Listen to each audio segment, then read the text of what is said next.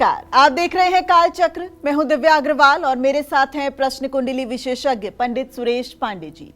बहुत बहुत स्वागत है पंडित जी। धन्यवाद। बेडरूम, बाथरूम, पूजा घर या फिर किचन, कहां से शुरू होता है घर में क्लेश? जी हाँ, क्या सुबह सुबह आपके घर में झगड़े होते हैं? क्या हमेशा घर का माहौल बिगड़ा रहता है? क्या शाम होते ही घर में सुख शांति छिन जाती है? तो आज ही अपने घर के बेडरूम, बाथरूम, पूजा घर और किचन पर जरूर ध्यान दें, क्योंकि इन सब पर बातों का आपके रिश्तों पर बहुत ज्यादा असर पड़ता है। आज इसी से जुड़ी जरूरी जानकारी देंगे आपको प्रश्न कुंडली विशेषज्ञ पंडित सुरेश पांडे जी कालचक्र में। इसके अलावा अगर आपका भी कोई सवाल है तो आप हमें फोन कर सकते हैं। हमारा नंबर है 0120-665-2415। तो चलिए अपनी चर्चा को शुरू करते हुए जानते हैं वो 3 कारण जो आपके घर में कलेश की वजह बन सकते हैं। बताएंगे पंडित जी। बताइए। देखिए, जहाँ सुमतितः संपत्ति नाना, जहाँ कुमतितः विपत्ति निधाना। कहते हैं कि जहाँ सामंजस्य होता है, जहाँ परिवार में सुमति होती है, वहाँ नाना प्रकार के सुख, धन, धान्य की परिपूर्णता होती है। और जहाँ कलेश होता है, वहाँ सब कुछ होते हुए भी दरिद्रता अपना महातांडव करती है। हमारे यहाँ देहातों में कहावत है कि जांत का पीसा खाया जाता है, दांत का पीसा नहीं खाया जाता। जांत का पीसा खाया जाता है माने आटा तो आप खा सकते हैं, लेकिन दांत अगर आप पीस रहे हैं वो बहुत दुखद बात है। घर में अमूमन क्लेश होने के 3 कारण हो सकते हैं। पहला, आपके जन्म कुंडली में ग्रह दोष हो। ग्रह दोष कैसा? जैसे आपके कुंडली के द्वितीय भाव में, द्वितीय भाव कुटुंब का भाव होता है इसलिए कह रहा हूँ, वहाँ शनि राहु हो, वहाँ शनि केतु हो, वहाँ पापक ग्रहों के साथ मंगल हो, मंगल केतु हो, मंगल राहु हो, तो ऐसे व्यक्ति के वाणी के द्वारा, ऐसे व्यक्ति के बोल वचन के द्वारा परिवार में हर समय तनाव और विवाद की स्थिति बनती है। दूसरा कारण क्या है? पितर दोष। जब आपकी जन्म कुंडली में सूर्य केतु या राहु के साथ हो, या चंद्रमा केतु राहु के साथ हो, या बृहस्पति स्पेशल राहु के साथ हो, तो पितर दोष का निर्माण होता है। इसका मतलब कि ऐसे कुल में किसी ने न तो गया श्राद्ध किया है, न तो श्रीमद् भागवत महापुराण का श्रवण किया है, और न ही पितरों को सही समय पर तर्पण और पिंडदान किया जाता है। तो जब पितर दुखित होते हैं, उनको मुक्ति नहीं मिलती है, तब वो आक्रोशित होकर के परिवार में नाना प्रकार की परेशानियां पैदा करते हैं। हर आदमी तरसता है कि मेरा कोई क्रियाकर्म करने वाला हो। आप जानते हैं, महाभारत का युद्ध जब शुरू हुआ तो महाभारत के युद्ध में अर्जुन ने भगवान कृष्ण से कहा कि हे पार्थ, अर्जुन ने कहा कि हे भगवान, आप मेरे रथ को दोनों सेनाओं के मध्य में खड़ा करिए। दोनों सेनाओं के मध्य में रथ ले जाकर जब प्रभु ने खड़ा कर दिया, तो अर्जुन जब चारों तरफ देखते हैं तो उनको चारों तरफ अपने बंधु बांधव और रिश्तेदार नजर आते हैं। वो कहते हैं कि हे प्रभु, हे श्री कृष्ण, अपने बंधु बांधव और चाचा ताऊ, साला साली, इन लोगों को मार करके क्या मैं धरती का सुख भोगूंगा? तो ये अच्छी बात होगी? ये तो कुलद्रोह है। और कुलद्रोह से, अब जो उन्होंने कहा है वो बात मैं कह रहा हूँ, अपने मन से कुछ नहीं जोड़ रहा हूँ, किसी को बुरा न लगे इस बात को। कुलद्रोह से कुल की स्त्रियां उच्च श्रृंखल होती हैं, और कुल की स्त्रियां जब उच्च श्रृंखल होती हैं तो उससे वर्णशंकर का जन्म होता है, और वर्णशंकर जब जन्म लेता है तो उसके द्वारा किए गए पिंडोदक क्रिया से पिंडोदक क्रिया लुप्त हो जाती है। यही बात ठीक जो मैं कह रहा हूँ, यही बात अर्जुन ने भगवान श्री कृष्ण से कहा। तब भगवान ने उन्हें आत्मा क्या होती है, आत्मा मरती नहीं है, आत्मा अजर अमर अविनाशी है, और तू करता नहीं है, तू निमित्त मात्र है। इस तरह से भगवान उन्हें ज्ञान देते हैं 18 अध्यायों में, जिसमें भगवान साफ साफ कहते हैं माम नुस्मर युद्ध च, मेरा स्मरण करते हुए तू युद्ध कर। यहाँ युद्ध को भी भगवान ने कर्म बताया है। तो कहने का मतलब, जिस पितृदोष से अर्जुन डर सकते हैं, उस पितृदोष से हम मानव को क्यों नहीं डरना चाहिए। अगर पिंडोदक क्रिया लुप्त होगी, अगर तर्पण और पिंडदान बंद होगा, तो पितरों की अधोगति होगी। अब जब पितरों की अधोगति होगी तो आपकी उन्नति कैसे हो सकती है? नहीं हो सकती है। एक बार ग्रह दोष आपको बचा देंगे, एक बार देवताओं का पूजा आप नहीं करेंगे तो माफ हो जाएंगे, लेकिन अगर पितर कुपित हुए तो फिर अनर्थ होता है। तो पितर दोष, और तीसरा जो है वो वास्तु दोष है। वास्तु माने क्या? वास्तु माने प्रकृति के अनुकूल व्यवस्था। अगर आप प्रकृति के अनुकूल आचरण करें तो यही वास्तु है, और यदि प्रकृति के विपरीत आचरण करें तो यही वास्तु दोष है।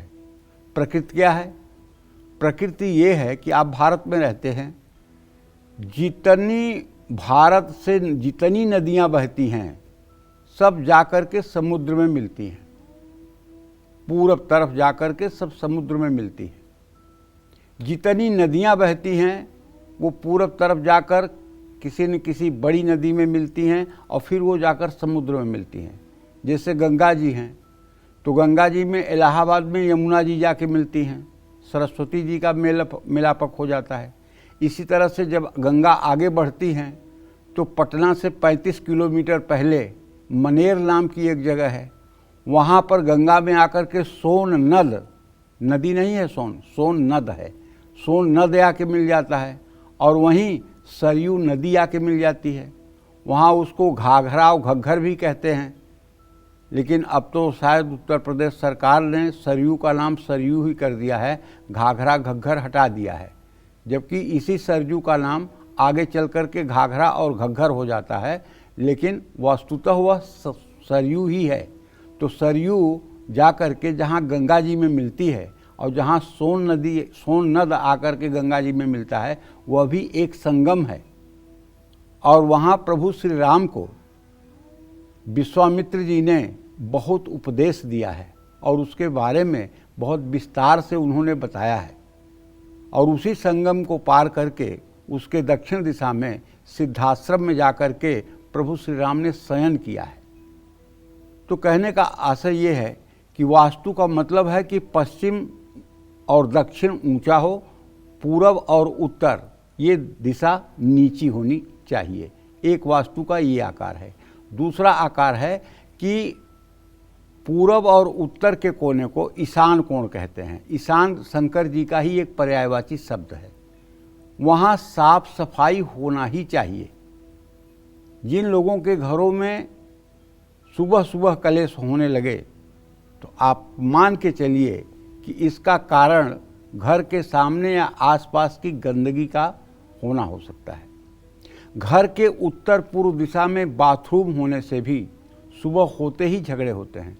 और मैं ये एक बात अनुभव की बता रहा हूँ, आप चाहे जितने इंटेलिजेंट हों, चाहे जितने बुद्धिमान हों, चाहे जितने कर्मठ हों, अगर आपके घर के ईशान कोण में शौचालय है तो मैं दावे के साथ कह सकता हूँ कि आप कभी सुख की रोटी नहीं खा सकते, आप कभी प्रगति के मार्ग पर आगे नहीं बढ़ सकते। ये मैं अंधविश्वास नहीं फैला रहा हूँ, ये मैं गारंटी के साथ कहता हूँ।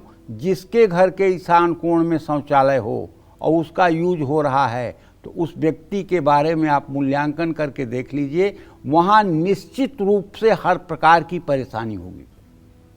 इसलिए कभी भी घर के ईशान कोण में शौचालय या गंदगी का कोई स्थान नहीं होना चाहिए। हर समय ईशान कोण में पूजा का स्थान होना चाहिए वहाँ भारी वस्तुएं नहीं रखनी चाहिए, केवल देवी देवताओं के चित्र रखनी चाहिए या पूजा से संबंधित सामग्री रखनी चाहिए। और ईशान कोण वाले कमरे में जो लोग अकेले रहते हों, जैसे घर की कोई वृद्ध महिला या वृद्ध पुरुष अगर अकेले रहते हैं, पारिवारिक जीवन में नहीं रहते हैं, तो उस कमरे में सो भी सकते हैं, लेकिन ज़मीन पर बिछा के। क्यों? मूर्ति से और मंदिर से ऊंचाई पर आपकी पलंग नहीं होनी चाहिए, नहीं तो ये भी एक प्रकार का वास्तु दोष बनेगा।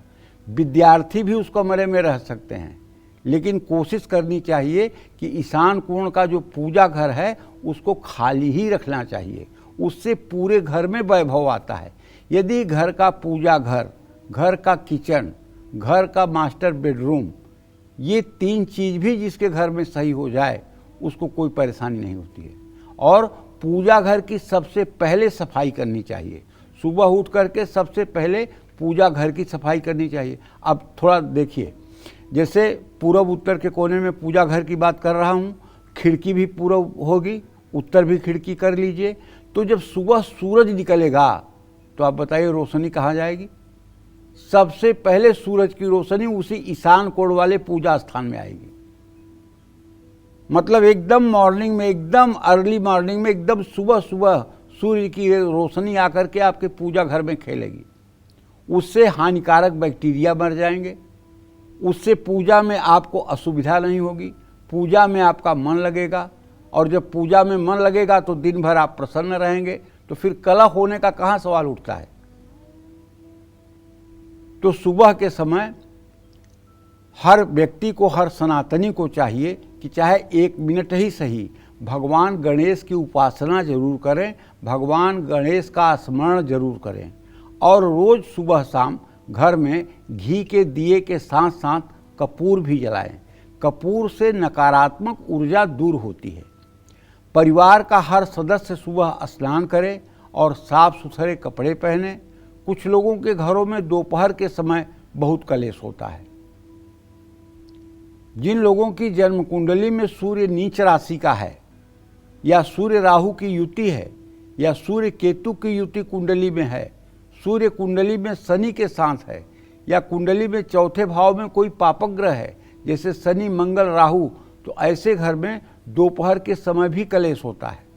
इससे बचने के लिए हर रोज सूर्योदय के समय सूर्य को अर्घ्य देना चाहिए, और घर में कम से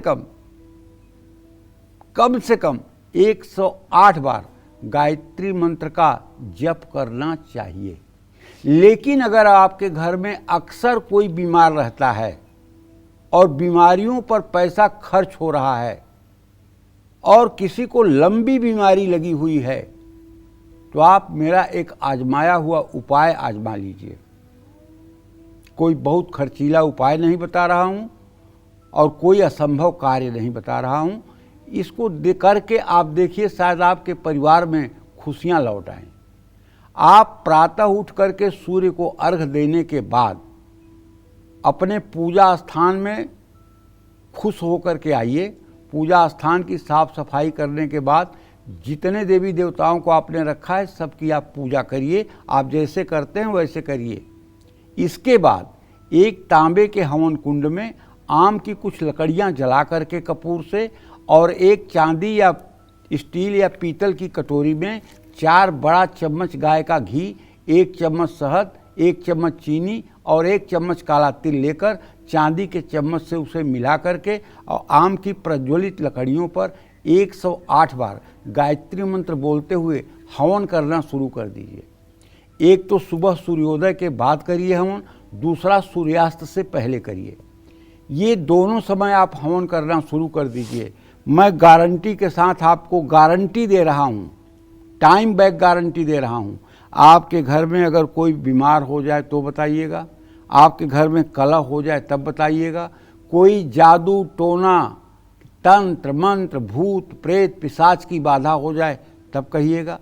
सारी समस्याओं का निदान गायत्री है, और सनातन धर्म में हर व्यक्ति के लिए अनिवार्य किया गया है कि सुबह सूर्य को जल दे, गायत्री मंत्र करे और हवन करे। आज भी जो लोग आर्य समाज को मानते हैं, जो लोग आर्य समाजी हैं, उनके घरों में नित्य हवन होता है। आर्य समाजी लोग आज भी इस बात को कड़ाई से फॉलो करते हैं, कड़ाई से पालन करते हैं। उनके घरों में और पूजा पाठ भले कम होती है, लेकिन गायत्री का जप और गायत्री से हवन ये जरूर होता है, इसमें कोई संदेह नहीं है। तो अगर आप लोग भी गायत्री का हवन घर का एक सदस्य कोई करना शुरू कर दे, तो जैसे एक नाविक पूरे नाव को पार कर देता है, उस पर बैठे सारे लोग पार हो जाते हैं, उसी तरह से घर का एक सदस्य भी अगर इस सत्कार्य को करना शुरू कर दे तो पूरे परिवार से परेशानी मिट सकती है। जय मां विंध्यवासिनी। चलिए अब बात करते हैं मेष राशि के राशिफल के जातकों की। कैसी रहेगी इनकी आर्थिक स्थिति, कामकाज, रिश्ते और सेहत, साथ ही क्या है आज का उपाय, शुभ अंक और शुभ रंग, जानते हैं।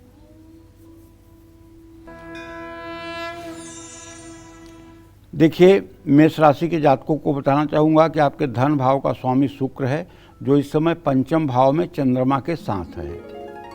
पंचमम नवमम चैव विशेषम धन मुच्यते। इसका मतलब है कि आप श्रीमान आज आमदनी का कोई नया स्रोत बनाने में कामयाब रहेंगे।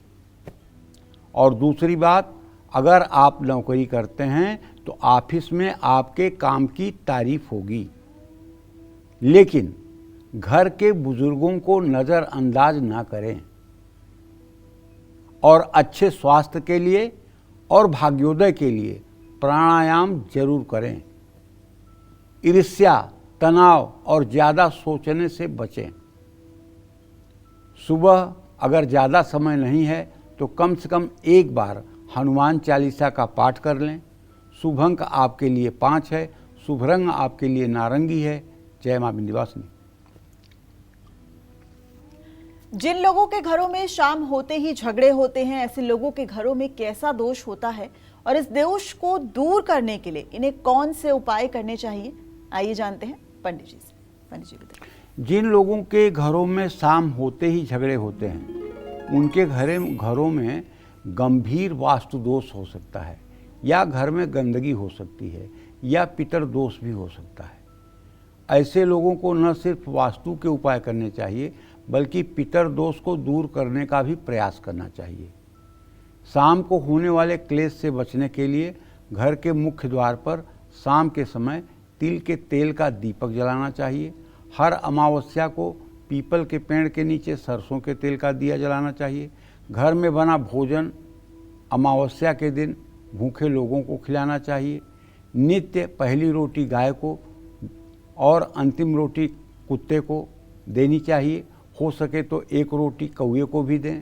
शाम के समय घर के किसी भी कमरे के कोने में अंधेरा न रखें, लाइट एक बार जरूर जला दें। इन सब चीज़ों से घर का कलेश रुक सकता है। जय मां विंध्यवासिनी। तो चलिए अब बात करते हैं वृषभ राशि के राशिफल की। कैसी रहेगी इनकी आर्थिक स्थिति, कामकाज, रिश्ते और सेहत, साथ ही क्या है आज का इनके लिए उपाय, शुभ अंक और शुभ रंग, जानते हैं पंडित जी से। देखिए, यदि आपकी वृषभ राशि है तो आपके राशि पर इस समय शनि देव की पूर्ण दृष्टि है और आपके धन भाव में बृहस्पति बैठा हुआ है। और बृहस्पति और बुध का इस समय गुप्त बहरा दृष्टि बन रही है। तो आप मतलब कि थोड़ा सा सावधान रहिएगा। ऑनलाइन लेन देन में फ्रॉड हो सकता है। नौकरी में तरक्की होगी। नए रिश्ते जोड़ने में जल्दबाजी न करें।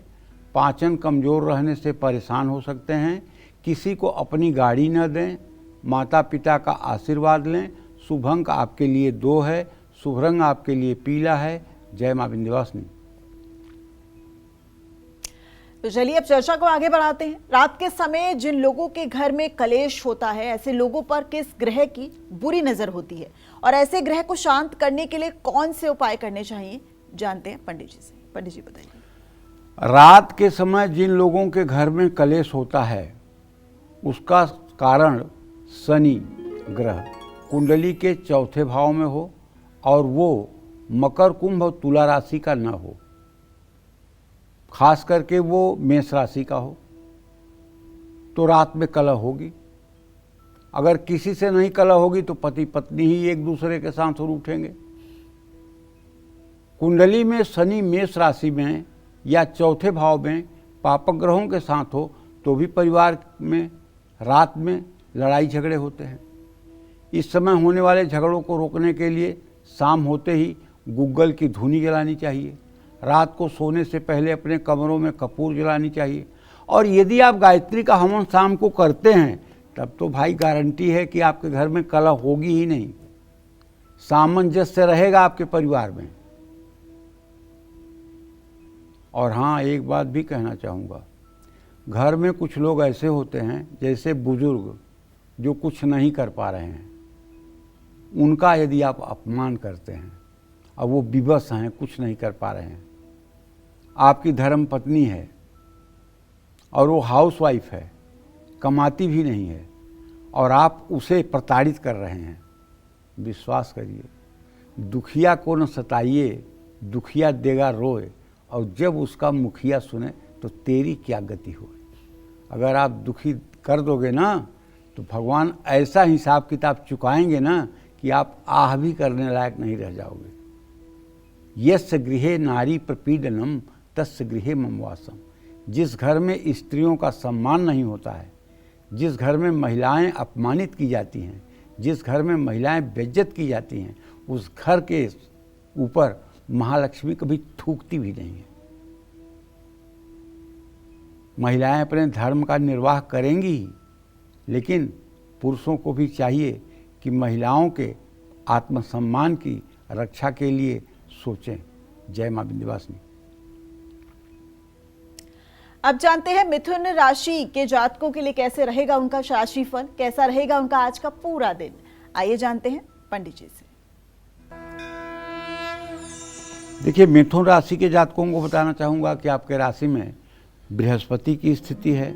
आपके एकादश भाव का स्वामी मंगल, द्वितीय भाव का स्वामी चंद्रमा, मंगल और चंद्रमा का तृतीय एकादश दृष्टि से इत्तिसाल हो रहा है।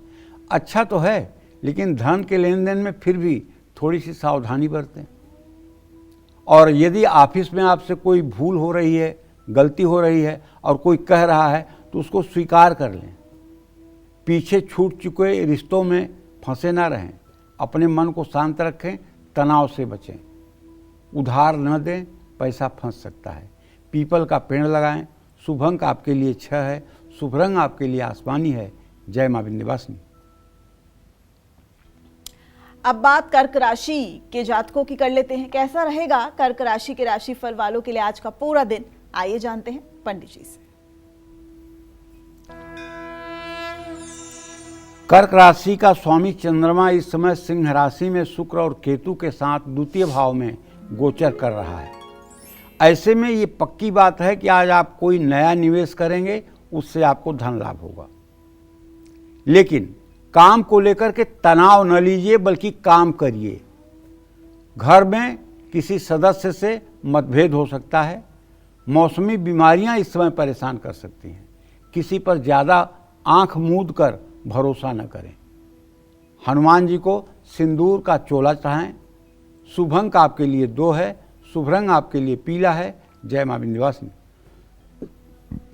घर के झगड़ों का ग्रह और वास्तु से क्या है कनेक्शन, यही बता रहे हैं आज पंडित सुरेश पांडे जी कालचक्र में।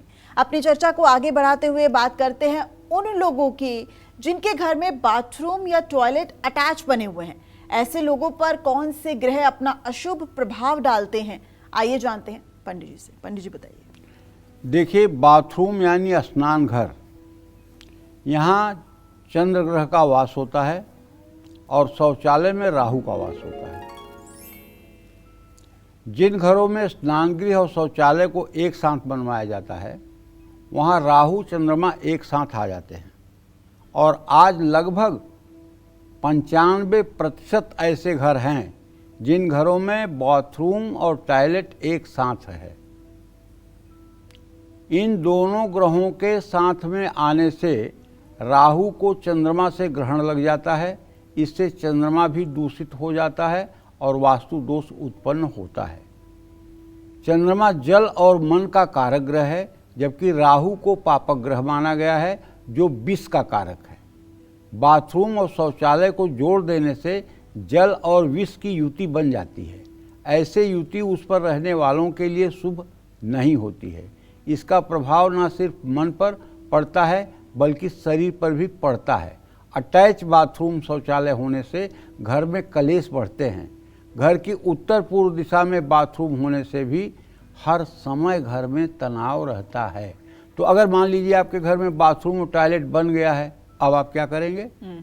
अब उसको तोड़ तो सकते नहीं हैं, तो आप एक काम करिए ना कि एक क्लैंप लगा करके एक राड लगा दीजिए ऊपर 5-6 फीट की ऊंचाई पर, और एक प्लास्टिक का पर्दा लगा दीजिए पूरा, दोनों को डिवाइड करने के लिए। एक तरफ टॉयलेट डिवाइड हो जाएगा, एक तरफ बाथरूम डिवाइड हो जाएगा, ताकि नहाने वाला पानी आपका जो है बाथरूम की तरह ना आए और टॉयलेट का पानी आपके जो है बाथरूम की तरफ ना जाए। अगर ये काम भी आप कर देते हैं तो काफ़ी हद तक इससे आपको राहत मिल जाएगी। बस ये है, जैसे प्लास्टिक का पर्दा आता है और वो मतलब कि खोलने वाला बंद करने वाला होता है, उसको आप लगा दीजिए, दोनों पृथक हो जाएंगे, एक पृथक हो जाएंगे, इसका दोष अपने आप खत्म हो जाएगा। लेकिन ईशान कोण में अगर बाथरूम है तो हर उपाय करके आप देख लीजिए, अगर कुछ भी आपको राहत मिले तो बताइएगा, क्योंकि इसका कोई सलूशन ही नहीं है, क्योंकि वो ईशान कोण है, भगवान शिव का स्थान है। भगवान के शिव के स्थान पर आप गंदगी करोगे तो कैसे सुखी रहोगे भाई? सीधी सीधी एक लाइन की बात है। जैसे घर के ब्रह्म स्थान में, ब्रह्म स्थान कहते हैं घर के एकदम बीचों बीच केंद्र को, घर के लंबाई चौड़ाई को अगर नाप करके वो एकदम जैसे कोने कोने से एक एक रस्सी ले आइए और बीच में दोनों रस्सियां आपस में जहां एक दूसरे को काटें, वही घर का ब्रह्म स्थान होगा। वहां पिलर नहीं होना चाहिए, वहां बीम नहीं होना चाहिए, वहां जूता नहीं निकाला जाना चाहिए, वहाँ गंदगी नहीं होनी चाहिए। घर का ब्रह्म स्थान जितना साफ सुथरा रहेगा, परिवार की उन्नति उतनी ही अच्छी होगी। अगर आप घर अब बनाना चाहते हैं तो इस बात का ध्यान रखिएगा, अगर बन गया है तब तो कोई बात ही नहीं है। जय मां विंध्यवासिनी। चलिए अब जल्दी से बात कर लेते हैं सिंह राशि के राशिफल वालों की, कैसा रहेगा उनका आज का पूरा दिन, आइए जानते हैं पंडित जी से। पंडित जी बताएंगे। सिंह राशि में चंद्रमा शुक्र केतु की स्थिति है, धनेश बुध स्वगृही है लग्नेश के साथ, तो इसका मतलब आज रुका हुआ पेमेंट आपको मिलेगा। और मैं आपसे चाहूँगा कि आपके 10वें भाव का स्वामी शुक्र सूर्य से 12वें भाव में है, तो आप अपने उच्चाधिकारियों से किसी तरह का वाद विवाद न करें, इससे आपका ही नुकसान होगा और रिश्तों में गलतफहमियां आ सकती हैं। त्वचा संबंधी कुछ प्रॉब्लम हो सकती है। यात्रा के दौरान सतर्क रहें। ओम घृणी सूर्याय नमः इस मंत्र का 10 माला जप करें। और शुभ अंक आपके लिए 5 है, शुभ रंग आपके लिए लाल है। जय मां विंध्यवासिनी। चर्चा को अब आगे बढ़ाते हैं। क्या आप बेडरूम में धार्मिक पुस्तकें रखते हैं? क्या आप बेडरूम में इलेक्ट्रॉनिक गैजेट्स रखते हैं?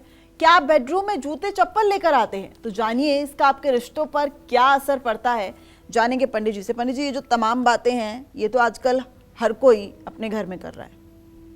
करना नहीं चाहिए बेटा।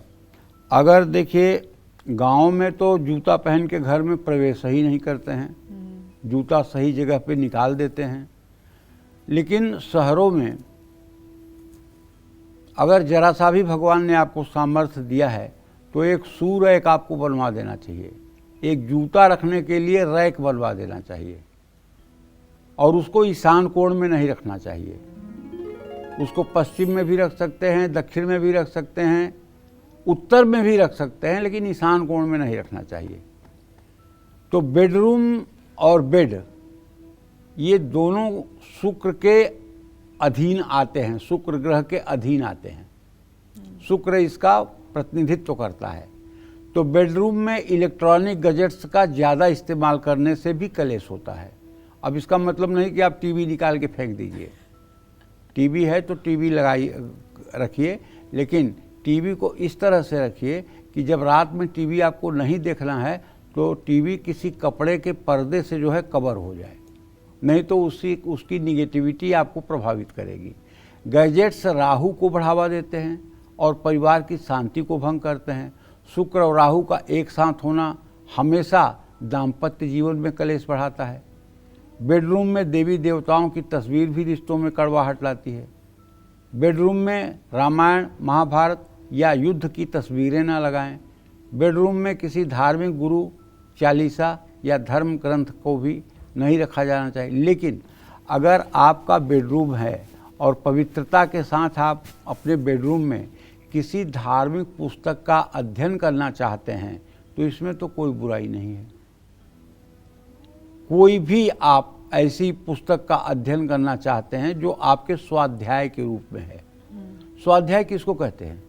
स्वाध्याय कहते हैं स्व अध्ययन, अपने को निरीक्षण करने को स्वाध्याय कहते हैं, अपने को चेक करने को स्वाध्याय कहते हैं। जब हम कोई शास्त्र पढ़ते हैं, जैसे गीता पढ़ें साधक संजीवनी लेकर के, मतलब स्वामी राम सुखदास जी की टीका है, गीता पढ़ें, गीता के अर्थ को पढ़ें, तो आपको अपने अंदर की छोटी छोटी बुराइयां भी पहाड़ की तरह दिखाई देंगी और आप अंदर ही अंदर हाय तौबा बोल करके बुराइयों से बचने की कोशिश करेंगे। यह है स्वाध्याय। गोस्वामी तुलसीदास जी द्वारा विरचित रामचरितमानस, इसका अगर आप पाठ करेंगे तो आपको समझ में आएगा कि यार हम कहाँ गलती कर रहे हैं, क्या हमसे व्यवहार में त्रुटि हो रही है। स्वाध्याय का मतलब स्व अध्ययन, अपना अध्ययन।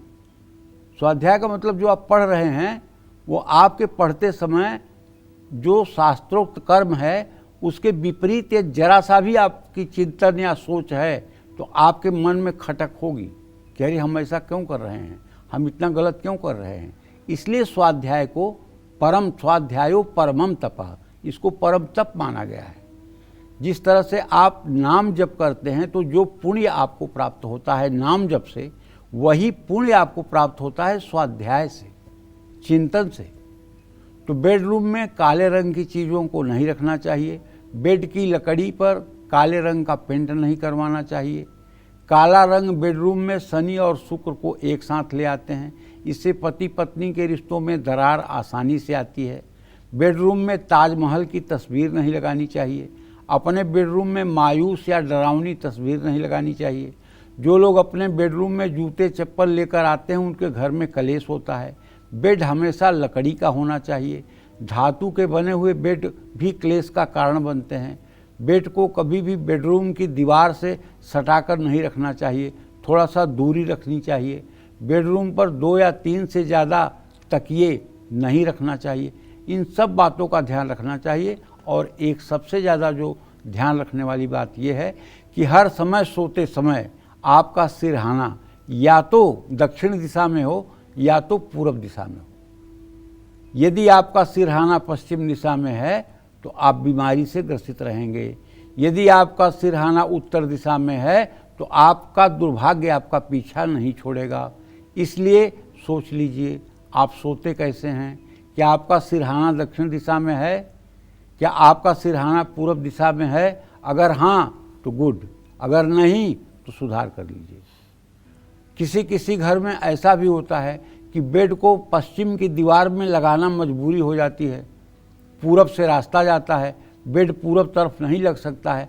ऐसे में ठीक है बेड लगा दीजिए, लेकिन जब सोना हो तो तकिया पूरब की तरफ लेकर चले आइए और पश्चिम की तरफ पैर करके सो जाइए।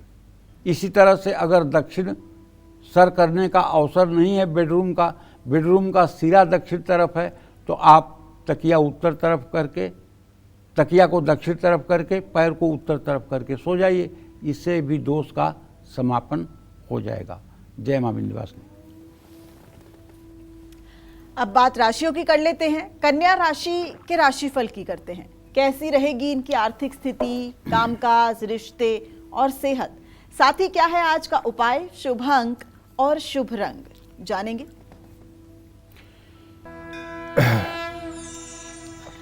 कन्या राशि में इस समय बुधादित्य योग बना हुआ है और द्वितीय भाव में इस समय मंगल की स्थिति है, लेकिन व्यय भाव में चंद्रमा शुक्र केतु के साथ है।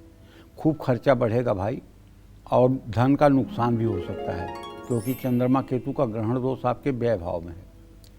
शॉर्टकट कोई उपलब्धि लेने से आप बचिए। और गलत रास्ता बिल्कुल मत चुनिए। रिश्तों में मधुरता रहेगी, घुटने के दर्द से परेशान हो सकते हैं। दूसरों के साथ षड्यंत्र या राजनीति न करें। किसी धर्म स्थान में सेवा करें। शुभ अंक आपके लिए 4 है। शुभ रंग आपके लिए केसरिया है। जय मां विंध्यवासिनी। चलिए अब अपनी चर्चा को आगे बढ़ाते हैं। किचन की कैसी स्थिति आपके घर में कलेश को बढ़ा सकती है, सुख शांति छीन सकती है और रिश्तों को बिगाड़ सकती है? आइए जानते हैं पंडित जी से। पंडित जी, देखिए, रसोई एक ऐसा स्थान है जहां परिवार के हर सदस्य के लिए भोजन बनता है।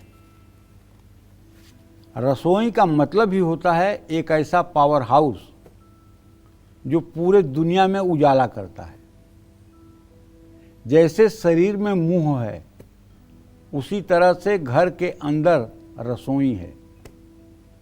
प्रभु श्री राम भरत को समझाते हुए कहते हैं, जब भरत जी को पादुका दे दिए लेकर जाने के लिए, तो भरत जी से कहते हैं, मुखिया मुख सो चाहिए, खान पान कहूँ एक, पालहि पोसहि सकल अंग, तुलसी सहित विवेक। मुखिया जो है मुंह की तरह होना चाहिए। घर का मुखिया मुंह की तरह होना चाहिए।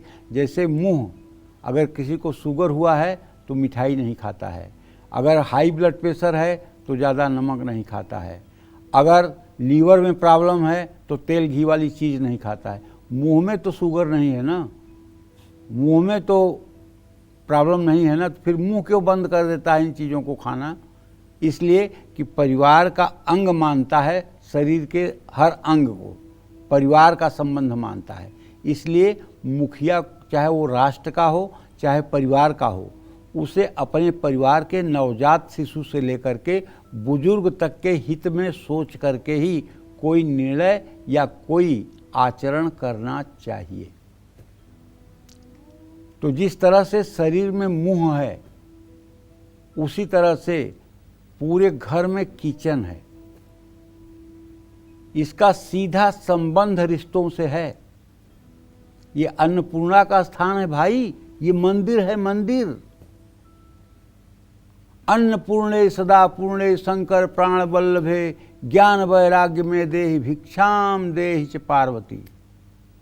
अरे ये मंदिर है, और इस मंदिर में भी देवियां अक्सर काम करती हैं। तो घर की सुख शांति का सीधा कनेक्शन रसोई से भी है। रसोई को सुंदर बनाने के लिए लोग शीशे लगाते हैं। अगर आपकी गैस का प्रतिबिंब किसी शीशे पर पड़ता है तो इससे ना सिर्फ गृह कलेश बढ़ता है, बल्कि वहाँ रहने वालों की सेहत भी बिगड़ती है और आर्थिक नुकसान भी होता है। गूथे हुए बासी आटे का प्रयोग रसोई में नहीं करना चाहिए। अगर आपने आटा गूथा और थोड़ी रोटियां बनाई और थोड़ा आटा आपने रख दिया फ्रिज में, अब वो आटा पिंड बन जाएगा और उस पर आपके पितर आकर के आक्रमण करेंगे, भूखे पितर। और फिर वही अगर रोटी आप खाएंगे तो पितरों का भोगा हुआ अन्न आप खाएंगे। इसलिए आटा आप उतना ही गूथिए जिसकी रोटी बन जाए। आटे को फ्रिज में रखना और फिर उसकी रोटी बनाना, मैं दावे के साथ कहता हूँ, ये पितर दोष को बहुत बड़ा निमंत्रण है। आप पितरों का पिंड खाते हैं, समझ लीजिए। पंडित जी, आजकल तो वर्किंग वुमेन्स हैं और मेड्स आटा गूंथती हैं और उसी से चलता है। आटा गूंथने में कितना मिनट लगता है? अगर आटा गूंथना अपने से पड़े तो क्या 2 मिनट से ज़्यादा का समय लगता है? क्या आटा कोई समुद्र मंथन है कि वो मंदराचल पे मथा जाएगा? थोड़ा सा आटा गूंथना है, 2-5 मिनट का समय लगेगा। और आटे को जब आप पिंड का आकार दे देते हो, गोला आकार करके उसको किसी कटोरी में रख करके या किसी प्लेट में रख करके आप रख देते हो, हम कहते हैं, आप बताओ कि अगर कहीं शहद और दूध गिरा हुआ है तो क्या वहाँ मक्खी आने से आप रोक दोगे? आप कह दो कि हम वर्किंग थे और हमको समय नहीं मिला इसलिए यहाँ मक्खी ना आए, वो तो आएगी। तो जैसे पितर हैं तो वो तो मर्राते रहते हैं, उन्हें तो शांति चाहिए, तो वो आटे को पिंड के रूप में ग्रहण कर लेते हैं और फिर वही पितरों द्वारा स्वीकार हुआ पिंड आप रोटी बना के खाते हैं। तो इससे आपको रोग नहीं होगा, बीमारी नहीं होगी, कलेश नहीं होगा। हम कहते हैं कि नौकर ही है मान लीजिए आपके यहाँ, तो वो उतना ही आटा गूँथे जितने की आवश्यकता है और जब अगर किसी को आवश्यकता होगी तो 2 मिनट में कोई भूख के मारे मर थोड़ी जाएगा, 2 मिनट में आटा गूंथ जाएगा। ये सब चीज़ें तो सोचनी चाहिए ना। तो राहु और शनि का बुरा प्रभाव परिवार के सदस्यों के मन पर पड़ता है। इससे न सिर्फ सेहत बिगड़ती है बल्कि घर में कलेश भी होता है। पुराने परत निकले हुए टूटे बर्तनों को रसोई में नहीं रखना चाहिए, परिवार में इससे लड़ाई झगड़े होते हैं। रसोई में मंदिर बनाने से भी घर में झगड़े बढ़ते हैं। अब कुछ लोग बेचारे तो इतना परेशान हैं कि उनके घर में एक बेडरूम है, एक रसोई है, अब वो कहाँ लेके जाएं पूजा स्थान। तो ऐसे में आप घर के पूजा स्थान के ईशान कोण में अगर सिंक न हो तो वहाँ आप पूजा स्थान बना सकते हैं माफ़ी मांग के, लेकिन किसी देवी देवता की प्रतिमा को नहीं रख करके केवल चित्र लगा सकते हैं। रसोई में सात्विक और तामसिक दोनों तरह के भोजन बनते हैं। ऐसा होने से घर में झगड़े बढ़ने की आशंका बढ़ जाती है। रसोई में दवाई रखने से भी बीमारियों पर खर्च बढ़ता है, बल्कि घर में हमेशा अशांति रहती है। रसोई में बाहर के जूते चप्पल लेकर आना भी नकारात्मक ऊर्जा को बढ़ाता है। रसोई में राशन का ज़्यादा स्टोरेज भी ना करें, यानी रसोई को स्टोर रूम की तरह इस्तेमाल करने से भी बचना चाहिए। जय मां विंध्यवासिनी। चलिए जल्दी से बात करते हैं तुला राशि के राशिफल की। कैसा रहेगा आज का पूरा दिन, आइए जानते हैं। तुला राशि में मंगल की स्थिति है, भाग्य भाव में बृहस्पति है। आर्थिक फैसले सोच समझ करके लीजिए। नौकरी में अगर बदलाव चाहते हैं तो अच्छा समय है। जीवन साथी से मतभेद दूर करें। आँखों से जुड़ी कोई समस्या हो सकती है, गाड़ी संभल कर चलाएं। कन्याओं को श्रृंगार सामग्री दें। शुभ अंक आपके लिए 9 है, शुभ रंग आपके लिए सफ़ेद है। जय मां विंध्यवासिनी। चर्चा में अब बात पूजा घर के गलत वास्तु की। पूजा घर का गलत वास्तु आपके घर में कलेश को निमंत्रण दे सकता है। कैसे, जानते हैं पंडित जी से। पंडित जी बताओ। अगर घर का केवल एक पूजा स्थान वास्तु के एकदम अनुकूल हो जाए तो मैं दावे के साथ कहता हूँ 100% बीमारियां ठीक हो जाएंगी। जैसे शरीर में नाक है, अगर नाक सुरक्षित है और नाक पर कोई अवरोध नहीं है तो ये पक्का मान के चलिए कि जीवन चलता रहेगा। लेकिन अगर नाक को ही 2 मिनट के लिए दबा दिया जाए तो जीवन को कोई बचा नहीं सकता है। उसी तरह से अगर रसोई व्यक्ति का मुंह है तो पूजा घर आदमी की नाक है। जीवन चलता है इससे। आप भगवान को मानते हो कि नहीं मानते हो ये अलग बात है। आप आस्तिक हो नास्तिक हो ये अलग बात है। लेकिन जब ईशान कोण साफ सुथरा रहेगा और वहाँ आप थोड़ी देर बैठोगे तो आपको शांति मिलेगी। आपकी बेचैनी घबराहट दूर होगी। आपके मन में सकारात्मक ऊर्जा का प्रभाव बढ़ेगा। इसलिए सीढ़ियों के नीचे कभी पूजा घर न बनाएं, इससे कलेश होगा। परिवार के सदस्यों की मानसिक स्थिति बिगड़ेगी। बाथरूम की दीवार के साथ लगाकर पूजा घर नहीं बनवाना चाहिए।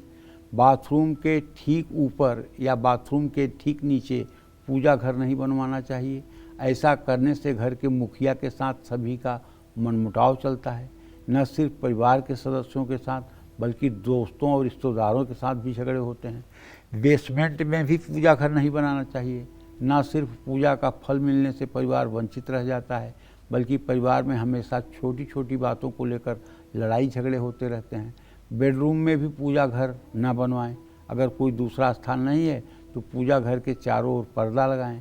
अपने पूजा घर में शनि देव, नटराज की प्रतिमा या शनि से संबंधित कोई वस्तु, शनि यंत्र, ये सब अपने घर के अंदर भूल के भी आपको नहीं रखना चाहिए। जय मां विंध्यवासिनी। अब बात करते हैं वृश्चिक राशि के राशिफल की। कैसा रहेगा इन जातकों का आज का पूरा दिन, आइए जानते हैं। वृश्चिक राशि के जातकों को बताना चाहूँगा कि आपका राशि स्वामी मंगल इस समय व्यय भाव में गोचर कर रहा है। आपके 10वें भाव में इस समय चंद्रमा और शुक्र दो शुभ ग्रह बैठे हुए हैं। और आपके दसम भाव का स्वामी एकादश भाव में है। कामकाज कारोबार में आज आपको जल्दबाजी नहीं करनी चाहिए। निजी जीवन में बाहरी दखल से बचना चाहिए। अगर आप डायबिटीज़ के पेशेंट हैं तो अपना ध्यान रखिए। आज किसी पर आंख मूंद कर भरोसा मत करिए। भैरव की पूजा करिए। शुभ अंक आपके लिए 1 है। शुभ रंग आपके लिए भूरा है। जय मां विंध्यवासिनी। चलिए अब बात करते हैं धनु राशि की। क्या कहता है धनु राशि का राशिफल, कैसा रहेगा आज का पूरा दिन, आइए जानते हैं। धनु राशि के जातकों से कहना चाहूँगा, आप खर्च संभालें, अच्छे अवसरों की प्रतीक्षा करें। ऑफिस में कुछ आपको नई रिस्पॉन्सिबिलिटी मिल सकती है। अगर आप अविवाहित लड़के या लड़की हैं तो आपको किसी रिश्ते में जाने से पहले सतर्कता बरतनी चाहिए। खुद को ज़रूरत से ज़्यादा न थकाएं। अनजान से अपनी बातें साझा न करें। साबुत हल्दी का दान करें। शुभ अंक आपके लिए 6 है। शुभ रंग आपके लिए हरा है। जय मां विंध्यवासिनी। अब बात मकर राशि के जातकों की। चलिए बात कर लेते हैं इनकी, चूंकि जानना है कि आज इनका भाग्य कितना मजबूत है, जानते हैं।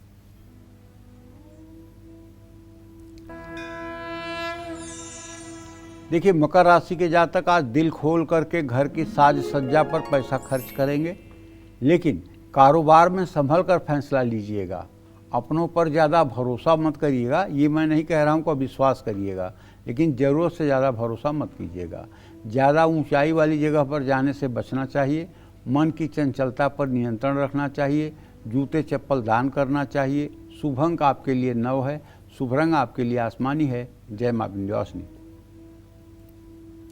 अब बारी कुंभ राशि के जातकों की, तो जानते हैं आज उनका भाग्य कितना मजबूत है। देखिए, अगर आपकी कुंभ राशि है तो मैं आपसे आग्रह करूंगा कि अगर कोई बड़ी डील आप करने जा रहे हैं तो आपको नुकसान हो सकता है, इसलिए सोच समझ कर डील करें। सरकारी काम में जल्दबाजी न दिखाएं। विवाह का योग बन रहा है। नींद न आने की समस्या हो सकती है। अपनी बातें हर किसी से साझा न करें। सुंदरकांड का पाठ करें। शुभ अंक आपके लिए 4 है। शुभ रंग आपके लिए ग्रे है। जय मां विंध्यवासिनी। अब जल्दी से बात मीन राशि के राशिफल की भी कर लेते हैं। जानते हैं आज उनका भाग्य कितना मजबूत है। देखिए, मीन राशि के जातकों को आज रुका हुआ पैसा वापस मिल सकता है। आपसे काम में लापरवाही भी हो सकती है। आपका खुशनुमा अंदाज नए रिश्ते भी बना सकता है। खान पान बिगड़ने से सेहत भी प्रभावित हो सकती है। दूसरों के सुझाव पर ज़्यादा निर्भर न रहें। किसी धर्म स्थान में सेवा करें। शुभ अंक आपके लिए 2 है। शुभ रंग आपके लिए हरा है। जय मां विंध्यवासिनी। और अब बात करते हैं आज के लकी ईमेल कुंडली विजेता की। आज के हमारे ईमेल कुंडली विजेता हैं झांसी उत्तर प्रदेश के रहने वाले लव किशोर मिश्रा। इनकी पत्नी स्नेहलता हमारे साथ फोन लाइन पर मौजूद है। स्नेहलता जी, आप अपना सवाल कीजिए पंडित जी से। पंडित जी नमस्ते। हाँ नमस्ते। पंडित जी, मेरे हस्बैंड का ट्रीटमेंट टाटा में चल रहा है और आपने मेरी एक बार बात हुई थी तो आपने बताया था मंदिर में देव अथर्व शीर्ष कराएं, 1,02,000 मंत्र शनि के कराएं, केले का दान, ये सब कर लिया, लेकिन उसके बाद भी उनको कोई आराम नहीं मिल रहा है। तो आराम कब तक मिल जाएगा? आयु के लेकर तो कोई समस्या नहीं है। देखो, ऐसा है कि ये लव किशोर का जन्म कर्क लग्न में हुआ है और इनका शुक्र और शनि परस्पर सप्तम है। शुक्र इनका द्वितीय भाव में, शनि इनका अष्टम भाव में। शनि की दृष्टि शुक्र पर पड़ रही है, जो कैंसर जैसे रोग को जन्म देती है। और ये रोग तो डेंजरस है ना। और इस समय चंद्रमा में बुध का अंतर चल रहा है। बुध व्ययेश और तृतीयेश है। बुध जो है वो मतलब कि काफ़ी हद तक कठिन मतलब कि दौर से आदमी को गुजारता है।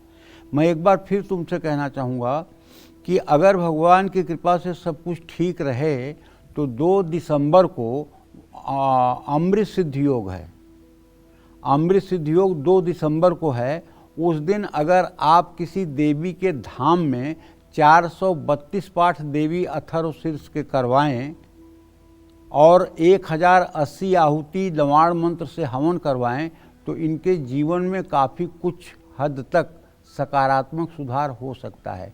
लेकिन एक बात अच्छी तरह से जान लीजिए कि उपाय उपाय ही होते हैं। हानि लाभ जीवन मरण जस अपजस विधियात, ये चीज़ें हैं विधाता के हाथ में। उपाय हमें करना चाहिए, वही उपाय किसी के लिए रामबाण हो जाते हैं और किसी के लिए नहीं काम करते हैं। तो मेरे कहने का मतलब है कि अगर आप 2 दिसंबर को 432 पाठ दिव्य अथर्वशीर्ष के 8 ब्राह्मणों द्वारा करवाएं और हवन करवाएं, तो इससे जगदम्बा की कृपा से अभी इनकी आयु जो है आगे बढ़ सकती है। जय मां विंध्यवासिनी। कैसे आपके घर का मैनेजमेंट आपके दुख, कलेश और अशांति का कारण बन सकता है, आइए जानते हैं पंडित जी से। पंडित जी बताइए। देखिए, मेन गेट पर गहरा रंग भी गृह कलेश का कारण बन सकता है। घर का जो मेन गेट होता है बाकी दरवाज़ों की तुलना में पहली बात तो बड़ा होना चाहिए। मेन गेट पर डोर बेल न बजाकर अगर कोई हर बार कुंडी खड़काता है तो भी घर में अशांति बढ़ती है। मेन गेट खोलते या बंद करते समय अगर किसी तरह की तेज़ आवाज़ आए तो भी घर में नकारात्मक एनर्जी बढ़ती है और घर में कलेश बढ़ता है। मेन गेट हमेशा बाहर की तरफ खुलना चाहिए। घर के अंदर की तरफ खुलने वाला मेन गेट शुभ नहीं होता है। मेन गेट पर पायदान न रखने से भी निगेटिव एनर्जी बढ़ती है और इसके कारण न सिर्फ घर में वास्तुदोष होता है बल्कि कलेश भी बढ़ता है। इसलिए हर समय अपने मेन गेट के पहले एक आपको ऐसा छोटा सा कुशन रखना चाहिए, एक ऐसा पायदान रखना चाहिए जिससे होकर के लोग गुजरें, ताकि लोगों की निगेटिविटी वहीं समाप्त हो जाए और घर में निगेटिविटी न जाए। इस बात का ध्यान रखना चाहिए। जय मां विंध्यवासिनी। पंडित जी, आज हमारे दर्शकों को इतनी महत्वपूर्ण जानकारी देने के लिए आपका बहुत बहुत शुक्रिया। धन्यवाद। तो उम्मीद करते हैं आपको आज का हमारा विषय बहुत पसंद आया होगा। कल फिर एक नए विषय और आपकी परेशानियों को दूर करने के लिए ढेरों उपाय लेकर आएंगे हम पंडित सुरेश पांडे जी के साथ। तब तक कालचक्र की पूरी टीम को दीजिए इजाजत। नमस्कार।